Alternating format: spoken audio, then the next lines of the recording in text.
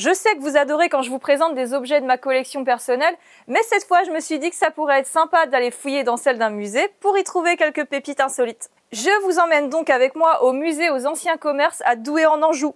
Et oui, pour ceux qui savent que je viens d'Alsace, ça en fait des bornes. Oh, c'est un joli voyage, ça. Bonjour et bienvenue dans ce nouvel épisode de Demande à ta grand-mère.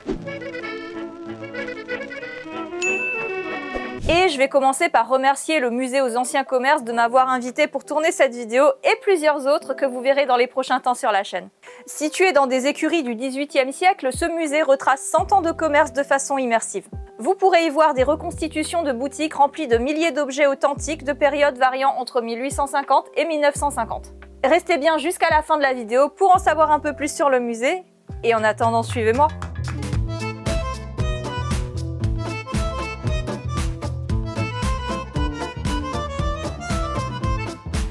On commence par un petit tour chez le barbier. L'hydrocap, un objet insolite sorti des salons de coiffure et barbier de la première moitié du XXe siècle. Ancêtre du pommeau de douche, on l'appelle aussi bouilloire de coiffeur. Il garde l'eau au chaud et sert ensuite à rincer les cheveux ou la barbe. Une fois rempli, on le faisait chauffer sur un petit réchaud. Celui qu'on a ici date de la fin du XIXe siècle. Ce type d'objet a été utilisé jusqu'à la démocratisation de l'eau courante en France. Et si vous imaginez que je vous parle d'une époque lointaine, genre il y a 100 ans ou plus, détrompez-vous. L'eau courante dans les logements, voire la présence d'une salle de bain, c'est quelque chose de pas si ancien que ça. Dans un sujet de l'INA datant de 1962, on nous dit que 45% des logements français ne possèdent pas d'eau courante. En tant que releveur de gaz, je constate une chose, qu'il y a beaucoup de logements qui ne possèdent pas de salle de bain. Et pour ma part personnelle, beaucoup de gens en désireraient, mais la place n'est pas suffisante. J'ai eu l'occasion de visiter quelques maisons anciennes dans mon village pour y récupérer des vieux objets et quasi systématiquement, d'une part, les toilettes sont à l'extérieur et ensuite, quand il y a de l'eau dans le logement, c'est un simple robinet d'eau froide dans la cuisine. Et pour la salle de bain, c'est pas la peine de la chercher, il y en a pas. Comment ils faisaient les gens alors? Ils se lavaient généralement dans leur chambre avec un set de toilettes souvent constitué d'un pichet et d'un grand bol. Vous en avez sûrement déjà vu en brocante ou servir de pot de fleurs chez votre grand-mère. C'était assez sommaire, mais c'était ça la toilette quotidienne. Et pour un nettoyage plus complet, en ville notamment, il y avait les bains publics, mais c'est une autre histoire qu'on abordera peut-être un jour dans une prochaine vidéo. Pour revenir à notre hydrocap, selon le témoignage d'un ancien barbier-coiffeur pour le musée, il fallait se limiter à la quantité contenue dans ce flacon pour tout le shampoing. Ça servait à économiser l'eau ainsi que le gaz qui servait à la chauffer. J'ai déjà pu en voir en vente chez des antiquaires, mais beaucoup de gens ne savent pas ce que c'est. Et dans beaucoup de descriptions de vendeurs en ligne, on peut lire que c'est un très bel objet, très décoratif, et qui peut éventuellement servir d'arrosoir. Pourquoi pas?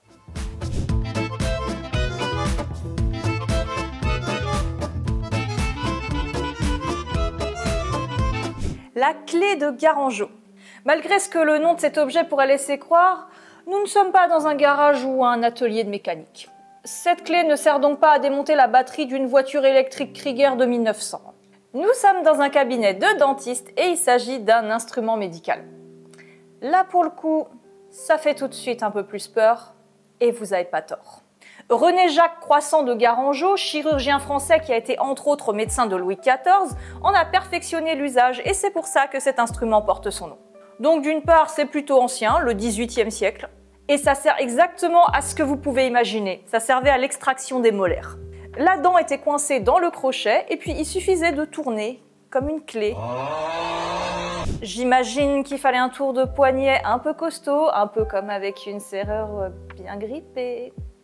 Selon le site internet du Conservatoire du patrimoine hospitalier de Rennes, il n'était pas rare qu'un morceau de l'os de la mâchoire parte avec la dent. Sympa cette époque. Même si son usage commençait à diminuer au XIXe siècle, entre autres à cause des ravages que ça pouvait causer en arrachant un peu plus que ce qui était prévu à la base, ses dernières utilisations ont été relevées dans les années 40. Et si maintenant on allait faire un tour à la droguerie, le droguiste, marchand de couleurs, vous propose toutes sortes de teintures, de peintures, mais aussi de produits d'entretien pour la maison.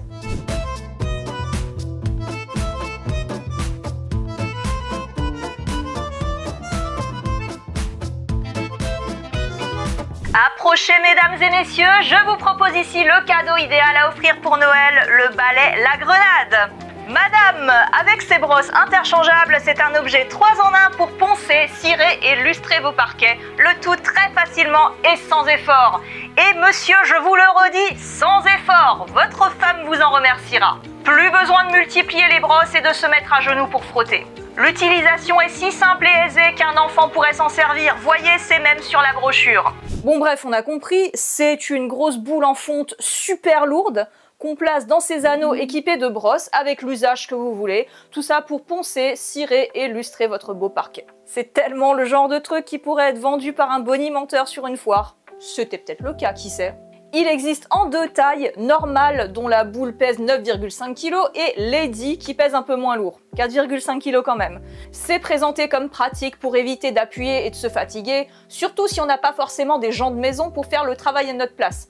Voire même pour les gens de maison, ce serait pas mal. Mais je vous le dis, moi je trouve ça lourd et pas super pratique. D'autres types de balais lestés seront produits par la suite. Cet objet-ci reste assez peu répandu et a été fabriqué par le comptoir de la Madeleine à Paris au début des années 20. Ça me fait penser à Tassin dans la 7e compagnie avec les patins. Merde, tout le temps patin? Moi ça me montera la tête, pas vous, chef. C'est une femme d'intérieur, c'est tout. Chez la grand-mère de mon mari, dans son salon, c'était comme ça aussi. Fallait mettre les patins, mais faut avouer que le parquet brille bien et que ça en jette un parquet bien lustré. Bon, si on allait à la parasolerie, oui, un endroit où on fabrique et vend des ombrelles, parasols et parapluies.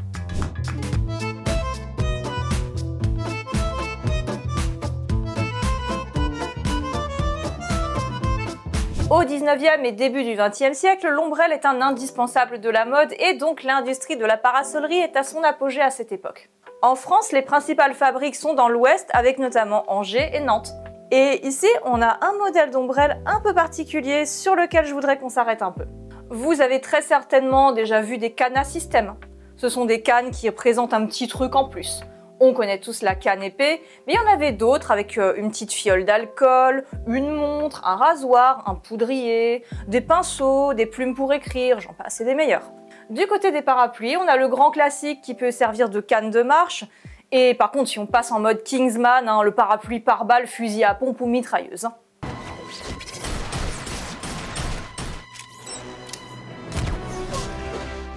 J'ai un faible pour celui-là, mais je sais pas où l'acheter, j'en ai jamais vu en brocante et il faut peut-être un permis spécial, non?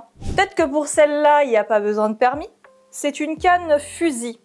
Celle-là, malheureusement, est pas complète, mais ça a le mérite d'exister.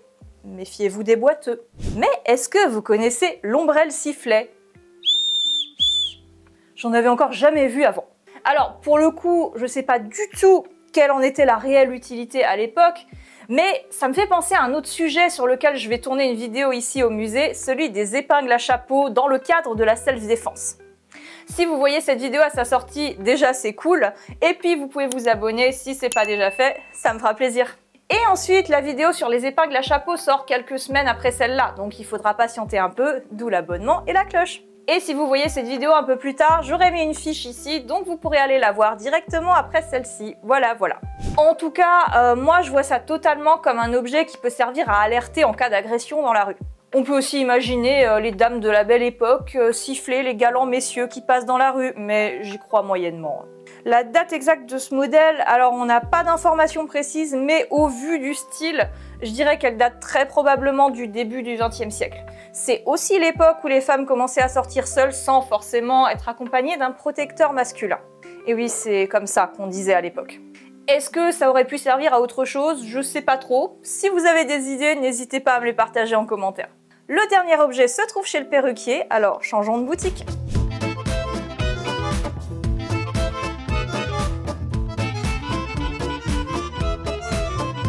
Ça pourra paraître étrange pour certains, voire même un peu glauque, mais ce qu'il y a dans ce cadre, c'est ni une peinture, ni un dessin, mais un motif fait avec des cheveux humains. C'est un type d'artisanat très minutieux qu'on croise souvent au 19e siècle. Avant l'invention de la photo, ces cadres faits avec les cheveux d'une personne disparue permettaient de garder un souvenir d'elle. D'après mes recherches, il y avait aussi des cadres en cheveux faits avec les cheveux des religieuses. Lors de la profession finale, quand la jeune fille rentrait dans les ordres et était en quelque sorte définitivement engagée, donc appartenait maintenant à Dieu, on lui coupait les cheveux. La fabrication d'un cadre en cheveux était une tradition et il était offert aux parents de la nouvelle religieuse.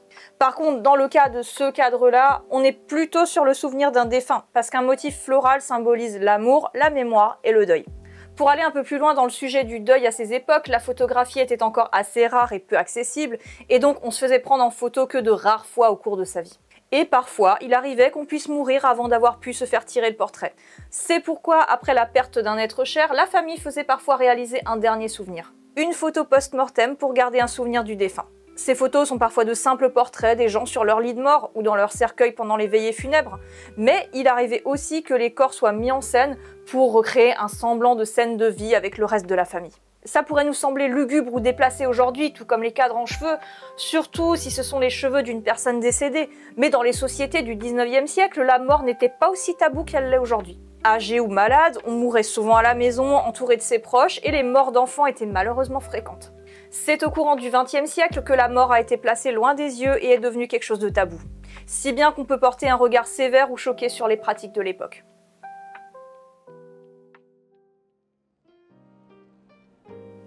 C'est tout pour aujourd'hui, mais comme je suis sympa, je vous parlerai encore d'autres objets dans les formats short de la chaîne. Et si avec tout ça vous n'en avez pas encore assez, je vous invite à vous rendre au musée aux anciens commerces à Douai-la-Fontaine dans le Maine-et-Loire. Comme je vous l'ai dit au début, ce musée est situé dans des anciennes écuries ayant appartenu au baron Joseph-François Foulon, ministre sous Louis XV et Louis XVI, vestige d'un domaine classé monument historique.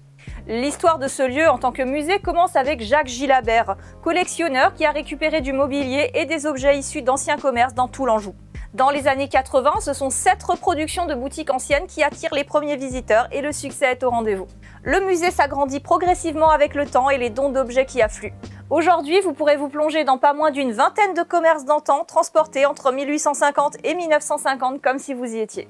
Découvrez les produits qu'achetait votre arrière-grand-mère chez l'épicier du coin ou à la pharmacie et devant quelle vitrine de jouets rêvaient les enfants du début du siècle dernier.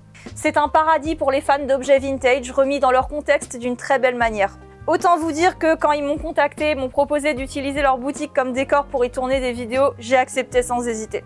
Toute l'année, le musée propose animations pour petits et grands ainsi que des visites guidées.